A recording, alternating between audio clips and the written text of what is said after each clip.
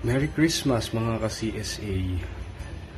Ako po si Monsignor Ashton Matt Garcia, ang Vicar General ng Archdiocese of Manila at ang Kura Paroko ng Santa Clara de Montefalco ay maghahatid ng isang maikling talumpati ngayong Kapaskuhan.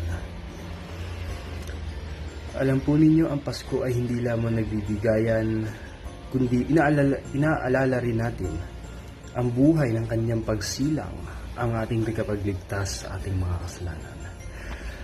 Marami po kasing iba dyan na sineselebrate lamang ang Kapaskuhan ng pagbibigayan, nagpapalitan ng mga regalo. Hindi inaalala ang pinakabida o tampok sa Kapaskuhan. Yun nga po ang pagsilang ni Jesus. Minsan, isa puso rin natin ang kanyang mga ebanghelyo. Tulad na nakikita nyo sa aking likuran, siya ay nagsakripisyo ng buhay para sa atin, sa ating mga nagawang kasalanan. Tinatawad niya tayo sa pamamagitan ng pagpapako sa krus, tanda ng pagpapatawad niya sa ating mga kasalanan.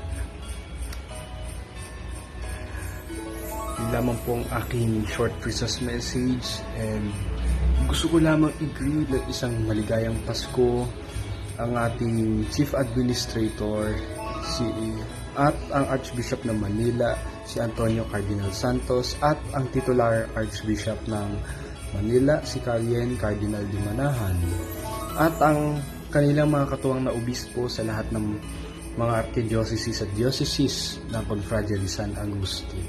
Muli po, isa po mapagpalang Kapaskuhan po sa ating lahat at magandang araw po mula sa Santa Clara de Montefalco Parish at Office of Vicar General of Archdiocese of Manila. Muli po, ako po si Monsignor Ashton Matt Garcia. Nakikita ninyo, nakakausap nyo, kasama nyo, at tapat kayong pinaglilingkuran.